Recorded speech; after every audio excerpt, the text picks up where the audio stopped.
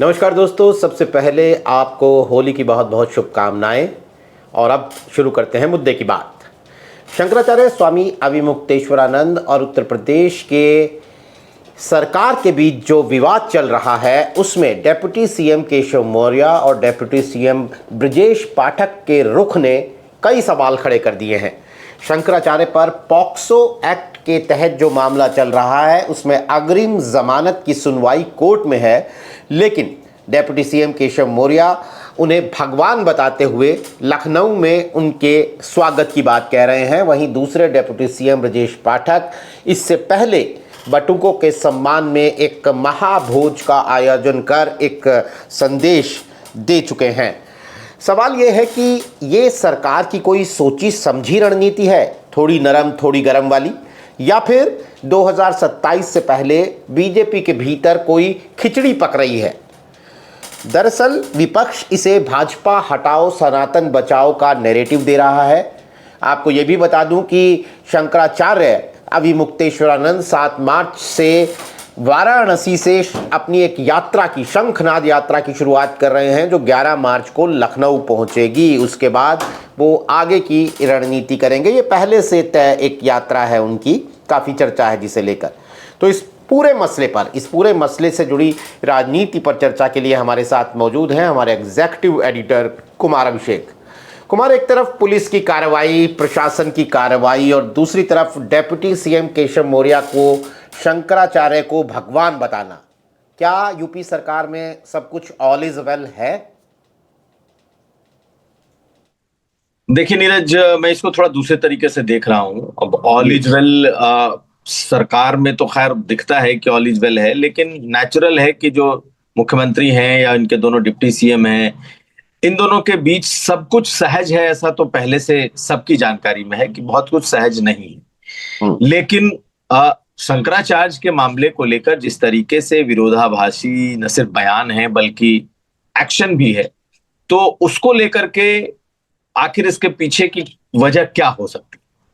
सबसे बड़ी बात तो यही है कि भाई एक तरफ सरकार के डबल एजी खड़े होते हैं कोर्ट में, और वो डबल एजी खड़े होते हैं कोर्ट में शंकराचार्य के खिलाफ, उनके बेल को कंटेस्ट करते हैं कि भाई उनको बेल नहीं मिलना चाहिए उनको।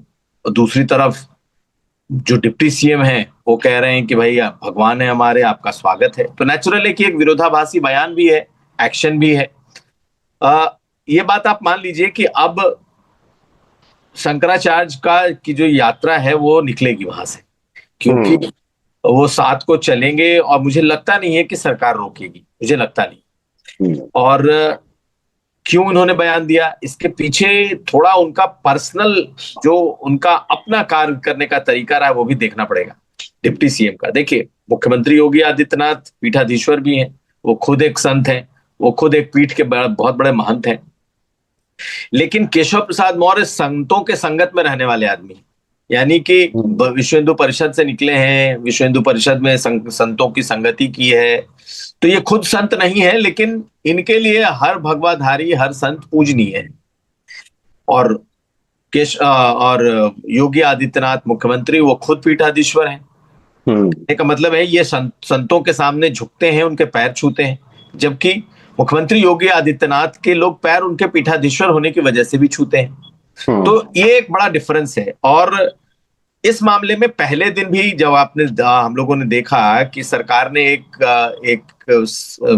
उनके प्रति जब कड़ा रुख अपनाया, खास करके माघ मेले में जब उन्हें वापस भेजा, स्नान को लेकर के जो बवाल हुआ, उसके बाद भी केशव प्रसाद मौर्य ने कई बार अविमुक्तेश्वरानंद के पक्ष में बयान दिए, कहा कि भाई उनके चरणों में प्रणाम है, वो बातें मान जाएं और अपने स्नान करें और फिर प्रवास कर जाएं। तो ये सब बातें उन्होंने की थी। लेकिन जब सरकार बिल्कुल आ गई कि सरकार ने सदन में कह दिया, विधानसभा में कह दिया कि भाई उनका शंकराचार्य होना क्वेश्चनेबल है, हम नहीं मानते। और उसके बाद एक आशुतोष महाराज आते हैं और उन्होंने बहुत ही ऐसे आरोप लगाए जिसको कि लेकर के पूरे संत समाज में भी एक तरीके का रिएक्शन रहा, सनातनियों में भी रिएक्शन रहा। और उसके बाद कोर्ट ने एक तरीके से माना जाए कि 2-3 हफ्ते का एक स्टे भी दे दिया और उनकी गिरफ्तारी पर रोक भी लगा दी। ऐसे में ये मामला जरूर बड़ा हो गया कि आखिर ये दोनों के बीच में क्या सचमुच कुछ ऐसी खटपट है कि एक मुख्यमंत्री की लाइन अलग है और डिप्टी सीएम की लाइन बिल्कुल अलग है। तो एक तो उनका अपना पर्सनल एजेंडे के तौर पर भी देखना पड़ेगा कि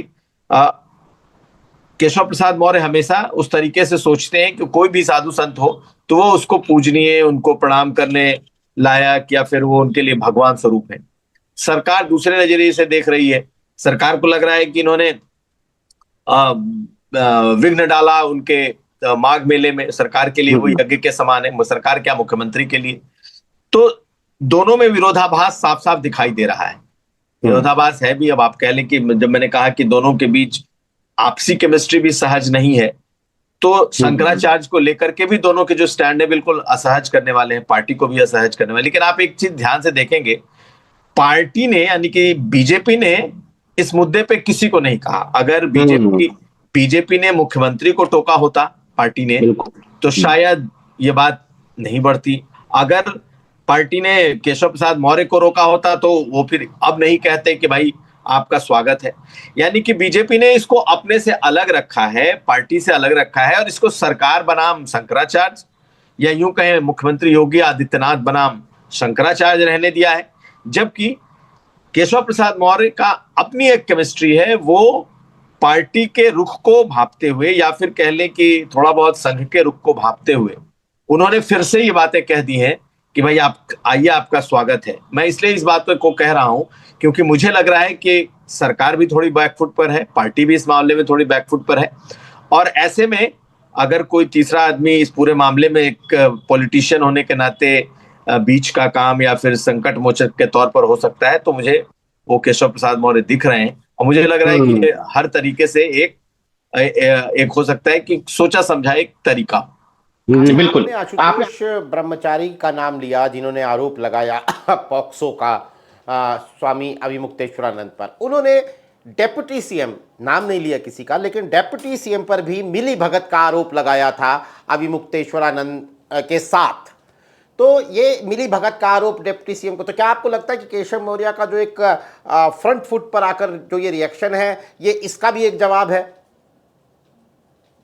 देखिए, जब मैं प्रयागराज गया था तो जहां पर उन्होंने बोला था, कई पत्रकारों से मेरी बात हुई, तो उनका कहना था कि उनका इशारा केशव मौर्य की तरफ नहीं था। उनका इशारा या उन्होंने जो बातें की थी ऑफ द रिकॉर्ड जो उन्होंने बताया था, उनका इशारा ब्रजेश पाठक की तरफ था। ये वहां के जो पत्रकारों के साथ जो 1-to-1 जब बातचीत हुई थी तब ये पता चला। तो निश्चित तौर पर भाई, अगर एक आशुतोष महाराज जो हैं, अगर वो फ्रंट खोल रहे हैं तो एक तरफ वो शंकराचार्य के साथ भी फ्रंट खोल रहे हैं, दूसरी तरफ सरकार के पावरफुल डिप्टी सीएम के साथ भी फ्रंट खोल रहे हैं। तो ऐसी स्थिति में निश्चित तौर पर या तो ये उनके अपने दिमाग की उपज होगी या फिर उनको लग रहा होगा कि ये दो फ्रंट खोलने से उनके लिए जीत आसान हो जाएगी। खैर, चाहे जो भी वजह रही हो उनके इस फ्रंट को खोलने की, लेकिन जो हमारी जानकारी है उनके निशाने पर ब्रजेश पाठक थे, ऐसा वहां के पत्रकारों ने भी बताया। और ब्रजेश महाभोज का बाकायदा आयोजन किया, भाई बटुकों की चुटिया खींची गई, उन्होंने बटुकों के सम्मान में एक महाभोज का आयोजन किया। ये भी तो तब भी तो एक सवाल उठे कि दो अलग अलग धाराएं चल रही हैं, यानी ब्रजेश पाठक भी पिक्चर में तो हैं ही। निश्चित तौर पर है, ब्रजेश पाठक भी पिक्चर में है और केशव प्रसाद मौर्य भी पिक्चर में है, और दोनों एक पेज पर हैं इस मुद्दे पे। दोनों का ये मानना है कि चूंकि एक तो वो सनातनी है, शंकराचार्य, आप माने ना माने, उनके पास वो ज्योतिष पीठ के पीठाधीश्वर हैं, शंकराचार्य हैं। अब अगर उनको कोई नहीं मानेगा तो ये विद्वत परिषद कह सकता है, ये सुप्रीम कोर्ट तय कर देगा कि भाई नहीं है, या फिर जो शंकराचार्य हैं वो तय कर सकते हैं। सरकार अगर इस आधार पर कि सुप्रीम कोर्ट ने उनको नहीं माना है तो हम भी नहीं मानेंगे, कि एक सरकार का एक स्टैंड हो सकता है। लेकिन उनके ही सरकार के 2 डिप्टी सीएम अगर उनको शंकराचार्य या बाकी दूसरे लोग उनको शंकराचार्य कह रहे हैं, तो एक विरोधाभास ये दिखता है, इसमें कहीं कोई दो राय नहीं है। और ये सरकार, पार्टी, संगठन, संघ, सबके लिए ये पूरा मामला एक चुनौती जैसा इस वक्त बन गया है कि आखिर इससे पूरा निपटे कैसे। अभी तक तो शंकराचार्य का क्या होगा इस पर सबकी नजरें थी। अब कुछ जिसे कहते हैं ब्रीदिंग स्पेस मिलना, वो तो मिल चुका है। अब शंकराचार्य अगर 7 तारीख को वहां से निकलते हैं और 4 दिनों तक वो अपनी पूरी यात्रा करके लखनऊ पहुंचते हैं, तब भी एक माहौल होगा। नेचुरल है कि इसको न सरकार पसंद करेगी, न बीजेपी पसंद करेगी, न संघ पसंद करेगा, न सनातनी उसको उस तरीके से पसंद करेंगे कि भाई आपस का ही टकराव दिखे। तो मुझे लगता है कि ये कुछ ना कुछ ऐसी चीजें बिहाइंड द कर्टन कुछ चल रही हैं, कुछ पक रहा है कि इस मामले को या तो किसी भी तरीके से डाइल्यूट किया जाए, थोड़ा डाई डाउन किया जाए, थोड़ा इस मामले को कम किया जाए, इसकी इंटेंसिटी थोड़ी कम हो। तो अब आने वाले वक्त में ये दिखेगा, लेकिन जिस तरीके का मिजाज शंकराचार्य का है और जिस तरीके का मिजाज मुख्यमंत्री योगी आदित्यनाथ का है, अभी आप कुछ नहीं कह सकते कि क्या हो। बिल्कुल बिल्कुल सही बात है। मैं उस पे अगले सवाल पे आऊंगा, लेकिन एक सरकार की हमने बात की, लेकिन बीजेपी के अंदर भी एक बिखराव जैसा दिख रहा है। साक्षी महाराज कुछ कह देते हैं यूजीसी के मुद्दे पर, बृजभूषण कुछ कह देते हैं, फिर केशव प्रसाद मौर्य और ब्रजेश पाठक डिप्टी सीएम्स की हम बात कर ही रहे हैं। अध्यक्ष पंकज चौधरी कहीं नोटिस जारी कर देते हैं, कहीं नहीं होता है, विधायकों की बैठक हो जाती है। एक पार्टी के अंदर भी एक आप बिखराव जैसा देख रहे हैं, मतलब लोगों को भी ऐसा लगता है जमीन पर। आप एक चीज और गौर कीजिए नीरज, पिछले 2 हफ्ते कह लें 10 दिन में 2 बार दौरा हुआ है संघ प्रमुख का, और संघ प्रमुख 2 बार आए हैं और 2 बार इनकी मुलाकात बीजेपी की जो या सरकार की जो टॉप लीडरशिप है, यानी कि मुख्यमंत्री और उप मुख्यमंत्री से हुई है। एक तो सार्वजनिक जानकारी थी कि वो मिले, दूसरा शनिवार को भी उनकी मुलाकात हुई है, मुख्यमंत्री से भी हुई है, डिप्टी सीएम से भी हुई है। आखिर 2 बार संघ प्रमुख कई बार आते हैं और बिना सीएम से मिले, बिना डिप्टी सीएम से मिले चले जाते हैं। कई बार और इतने कम अंतराल पे 2 मुलाकातें, और वो भी इतने कम अंतराल पे। बिल्कुल, इतने कम अंतराल पे 2 बार ये मुलाकात, ये क्या दिल दिखाता है? ये दिखाता है कि कुछ ना कुछ पार्टी के भीतर एक हालात ऐसे बने हुए हैं जिसको किसी लेवल पर टैकल करने की एक कोशिश हो रही है। कहीं कोई पैनिक में है, हो सकता है कि पार्टी, हो सकता है कि संघ को लग रहा हो कि चीजें आउट ऑफ हैंड चल रही हैं, इसको कैसे निपटना है, क्योंकि मुख्यमंत्री एक बार अपना किसी मामले पर स्टैंड ले लेते तो वो तो नहीं हटते। तो अगर उन्होंने शंकराचार्य पर एक स्टैंड ले लिया है तो वो आखिर क्या कह करके वो, अगर उनको वापस कहा जाएगा कि भाई आप इस मुद्दे पर पीछे हटे तो हटो, तो हटेंगे? देखिए, हमने सीएम को किसी मुद्दे पे अभी तक पीछे हटते तो नहीं देखा है। तो ये बहुत बड़ा मसला है, क्योंकि इस बार जो स्वामी अविमुक्तेश्वरानंद है वो भी पता नहीं, लगता उसी जिद की मिट्टी के बने हैं कि वो भी मानने को तैयार नहीं है। मुझे लग रहा है, जो मेरी जानकारी है उसके मुताबिक, संघ प्रमुख का जो भी प्रवास यहां रहा है उसमें सबसे बड़े मुद्दे के तौर पर जो बात चर्चा में रही है वो निश्चित तौर पर ये शंकराचार्य का कंट्रोवर्सी रहा है। इसको कैसे, इस पूरे मुद्दे को, इसकी इंटेंसिटी को कम करें, कैसे इससे बीजेपी निपटे, क्योंकि इसमें ब्राह्मण, सनातनी, बीजेपी के वोटर, ये सबके सब एक ही हैं। ये वही बीजेपी का वोटर है जो भाजपा को वोट करता है, वही है जो शंकराचार्य के मुद्दे पर भाजपा के खिलाफ उसने एकदम सोशल मीडिया पर, जिसे कहते हैं कि रण छेड़ दिया है। यूजीसी के मुद्दे पर उसने एकदम से अपनी फरसा उठा ली है। तो ये बिल्कुल मामला इस तरीके से फंसा हुआ है कि संगठन, सरकार और पार्टी तीनों को, मतलब मेरी नजर में तो अभी तक इसका कोई हल इनके पास निकला नहीं है। तो जब हल नहीं निकलता है तो पूरे मुद्दे को पर शांत रहने की कोशिश की जाती है। मुझे लगता है कि केशव प्रसाद मौर्य कहीं ना कहीं उस एक, जिसे कहते हैं ना, क्राइसिस से निपटने के एक टूल के तौर पर मैं उनके इन मुलाकातों को, उनकी बातों को देख रहा हूं। और जिस तरीके से हाल के दिनों में अलग अलग जो विषय आपने भी कहा, अलग अलग मुद्दों पर बीजेपी के भीतर से ही आवाज उठी है, बीजेपी के वोटरों से ही, बीजेपी के खिलाफ, मंत्रियों के खिलाफ, अलग अलग मीटिंग्स में, ब्राह्मणों की सभाओं में जिस तरीके का विरोध खास करके यूजीसी के मुद्दे पर दिखा है, उसने भी बीजेपी को परेशान किया है। तो ये 2 मुद्दे ऐसे हैं, एक यूजीसी के नियम वाला मुद्दा और दूसरा ये शंकराचार्य वाला मुद्दा। इसने काफी एमुनेशन थमा दिया है बीजेपी के भीतर ही बैठे हुए, या बीजेपी के सपोर्टर्स को ही, या उनके वोटर्स को ही, जो अपनी पूरी भड़ास निकाल रहे हैं, चाहे मंच हो, चाहे पार्टी मीटिंग हो, या फिर सोशल मीडिया प्लेटफॉर्म हो, वर्चुअल वर्ल्ड हो। तो इस पूरे मुद्दे को कैसे निपटे बीजेपी, मुझे लगता है सबसे बड़ी चुनौती वही है। और चाहे आप केशव प्रसाद मौर्य के बयान को देख लें, या फिर ब्रजेश पाठक का बटुकों का सम्मान, शिखा संस्कार, तमाम चीजों को देखें, मुझे लगता है ये सब कुछ उस मामले को ठीक करने की ही कोशिश का नतीजा है। लेकिन कैसे ठीक होगा जब दोनों लोग, शंकराचार्य और मुख्यमंत्री, अगर दोनों अपने अपने स्टैंड पर अड़े रहेंगे तो ये कैसे कम होगा, ये बड़ा गंभीर सवाल है। सवाल का जवाब अभी साफ तौर पर तो मौजूद नहीं है। आपने शंकराचार्य की यात्रा की बात की जो वाराणसी से शुरू हो रही है, और ये यात्रा 11 मार्च को लखनऊ पहुंचेगी। तो अपने दर्शकों को बता दें कि ये जौनपुर, सुल्तानपुर, उन्नाव, ये सब इन रास्तों से होते हुए लखनऊ पहुंचेगी। तो कुमार, क्या आपको लगता है कि ये यात्रा एक धार्मिक शंखनाद यात्रा है, गौ रक्षा से जुड़ा हुआ इसका मुद्दा है, लेकिन क्या आपको लगता है कि ये यात्रा धार्मिक आयोजन के साथ साथ एक शक्ति प्रदर्शन भी है? देखिए, निश्चित तौर पर मुद्दा तो गौरक्षा का है, और गौरक्षा में भी उनकी जो डिमांड है कि राज्य माता का दर्जा हो। राष्ट्र माता के लिए तो उनको पूरे देश में आंदोलन करना पड़ेगा। राज्य माता का गौ को दर्जा दिया जाए, पूरी तरीके से बीफ एक्सपोर्ट बैन हो। तो देखिए, उत्तर प्रदेश में जो हमारी जानकारी है, यहाँ गौ हत्या या गायों का मांस का निर्यात नहीं होता, लेकिन बीफ का अर्थ और भी है। अब बीफ में दूसरे फ्लैश भी आते हैं, मांस भी आते हैं। तो क्या इनकी पूरी डिमांड है, ये तो एक बात हुई, लेकिन इसके बहाने जो चीजें हैं वो बिल्कुल अलग हैं।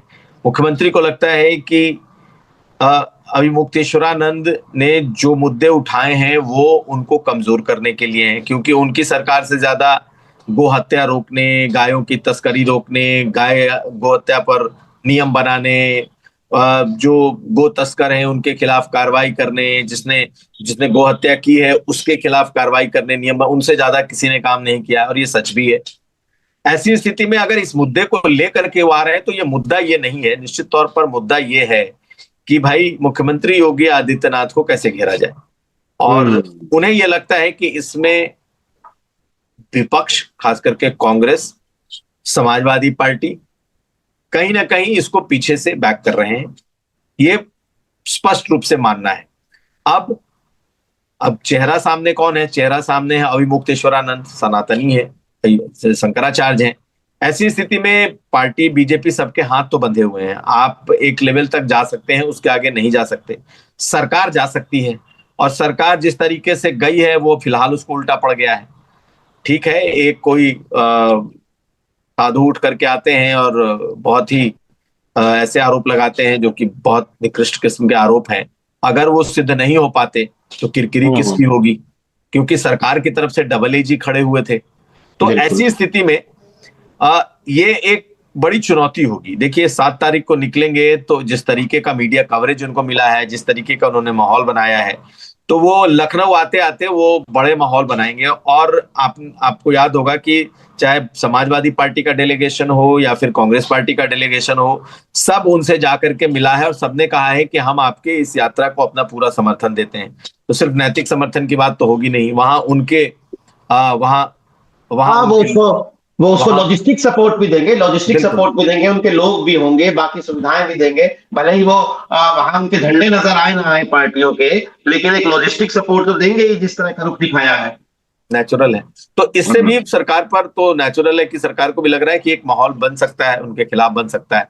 तो ये सब चीजें एक तरफ है। दूसरी तरफ मुझे लग रहा है कि जो संघ परिवार है या फिर संघ प्रमुख है, वो कहीं ना कहीं इस पूरे मामले को किसी और तरीके से सॉल्व करने की कोशिश कर रहे हैं। और जो मैं बार बार कह रहा हूं, हो सकता है कि केशव प्रसाद मौर्य उसमें शायद उनके इस मामले को निपटाने में एक सहयोगी के तौर पर दिखाई। जी। अखिलेश यादव जिस तरह से भाजपा हटाओ सनातन बचाओ, सीधे तौर पे भाजपा हटाओ सनातन बचाओ का नारा दे रहे हैं, क्या सपा बीजेपी को उसी की पिच पर घेरने में सफल हो रही है? ये बात हम ना कहते अगर ये सारे मुद्दे ना चल रहे होते जो पिछले 20 मिनट में हमने डिस्कस किए हैं, तब लगता कि अखिलेश यादव एक बेकार की कोशिश कर रहे हैं। लेकिन इन सारे मुद्दों के आलोक में मेरा ये सवाल है कि क्या भाजपा हटाओ सनातन बचाओ का नारा देकर अखिलेश यादव बीजेपी को उसी की पिच पर घेरने में सफल हो रहे हैं?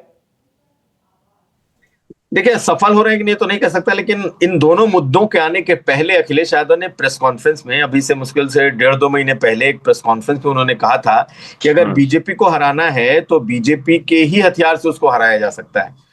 यानी कि बीजेपी को हराने के लिए आप अपने समीकरण से भाजपा को नहीं हरा सकते, अगर भाजपा को हराना है तो उस हिंदुत्व की जो बड़ी छतरी बीजेपी ने बनाई है उसके ही काट से उसको आप हरा सकते हैं, ये उनके दिमाग में बिल्कुल क्लियर है। इसलिए अगर आप देखें तो अखिलेश यादव का एक सॉफ्ट हिंदुत्व दिखाई देता है। हाल के समय में जिस तरीके से अखिलेश यादव लगातार चाहे अपने उनके केदारेश्वर मंदिर की फोटो की बात हो, घर में पूजा पाठ, या कहीं जब वो अभी उड़ीसा गए थे पुरी मंदिर, वहां से उनके फोटो और वहां से उनके बयानों की बात हो, जिस तरीके से वो मंदिरों के दर्शन कर रहे हैं, ये तमाम चीजें ब्राह्मण चेहरों को जोड़ रहे हैं, पार्टी ज्वाइन जो कर रहे हैं लोग, उसमें ब्राह्मण गाए बगाए, मतलब हम देखते हैं कि ब्राह्मण चेहरे जुड़ रहे हैं उनके साथ। हाँ बिल्कुल। तो वो इस कोशिश में है कि उनके ऊपर जो एक मुस्लिम परस्त पॉलिटिशियन का एक जो तमगा चिपका हुआ था, उससे वो अपने को थोड़ा दूर कर दें। और दूसरी बात है कि बीजेपी के भीतर अगर सनातन को लेकर के अगर नाराजगी है तो उसको वो हवा दे सके, ये उनकी एक कोशिश जरूर है जो मुझे दिखाई दे रही है। और उनका अपना जो तौर तरीका है उसमें भी काफी कुछ बदलाव दिखाई दे रहा है। तो आप उसको चाहे सॉफ्ट हिंदुत्व कह लें या ये कह लें कि बीजेपी को उसी की भाषा में जवाब देने की उनकी एक ये रणनीति है, स्ट्रेटजी है, ये भी है। तो मुझे ये तो दिखाई दे रहा है कि अखिलेश यादव सनातन के मुद्दे पर, भाई पहले कभी किसी ने सुना था कि बीजेपी हटाओ सनातन बचाओ? सनातन बचाने की बात तो अखिलेश यादव कभी नहीं कर रहे थे। बिल्कुल। तो उन्होंने ये जो लाइन ली है ये अपने आप में ये दिखाता है कि वो बीजेपी को अगर हराना है तो बस बिल्कुल उसी के तौर तरीके इस्तेमाल करो। और उनके लोग, अब इससे बड़ा मुद्दा उनको क्या मिलेगा जब शंकराचार्य खुद बीजेपी के खिलाफ हो गए हो या योगी सरकार के खिलाफ हो गए हो। तो ये दो पीठाधीश्वर का टकराव ही नहीं है, इन दो टकरावों में अखिलेश यादव अपने लिए बहुत कुछ ढूंढ रहे हैं और बहुत कुछ मिल भी रहा है। कांग्रेस पार्टी को भी सूट कर रहा है, अखिलेश यादव को भी सूट कर रहा है। अगर ये चीजें, इनकी इंटेंसिटी कम होती है तो बीजेपी के लिए राहत है, और अगर ये किसी भी तरीके से बढ़ता है तो फिर समझिए और मुश्किल है। हालांकि अभी 1 साल का समय बचा है।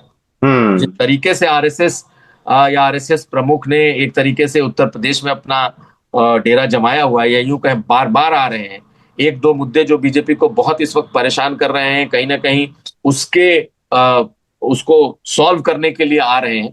तो मुझे ये लगता है कि बीजेपी के लिए भी ये दोनों मुद्दे बहुत अहम है, और आने वाले दिनों में आप पूरा फोकस पार्टी का, संगठन का, सरकार का देखेंगे कि किसी भी तरीके से इसे भीड़ छुड़ाया जाए।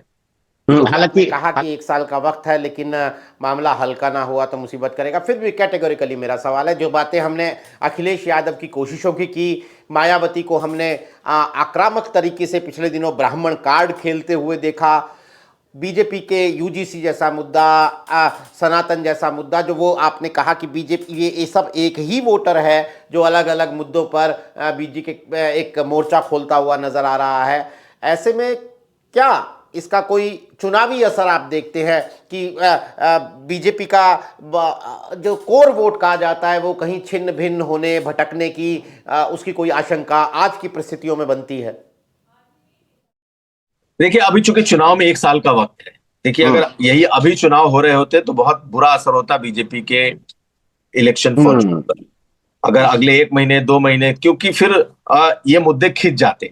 लेकिन 1 साल में कौन कौन से कार्ड बीजेपी खेलेगी, किस तरीके से इस पूरे मुद्दे से निपटेगी, ये देखना होगा। वैसे जो ट्रम्प कार्ड बीजेपी का हमेशा से रहा है वो रहा है महिला सुरक्षा और लॉ एंड ऑर्डर। तो उस पर तो कोई कॉम्प्रोमाइज अभी तक सरकार की तरफ से दिखता नहीं है। और जब चुनाव की बारी आती है तो ये मुद्दे सबसे ज्यादा प्रबल हो जाते हैं। अभी 1 साल का वक्त बचा है, ऐसे में ये जो जितने मुद्दे, चाहे यूजीसी का मुद्दा है, क्या 1 साल तक ये मुद्दा खिंच के जा पाएगा, या सरकार इसका कोई ना कोई सोल्यूशन लेकर के आ जाएगी कि सारे जो लोग हैं, जो भी इसके स्टेक होल्डर्स हैं, सबको किसी तरीके से संतुष्ट किया जा सके। मुझे लगता है कोई ना कोई रास्ता ये लोग ढूंढ रहे हैं, क्योंकि ये बहुत लंबा खींचने देने के मूड में है नहीं।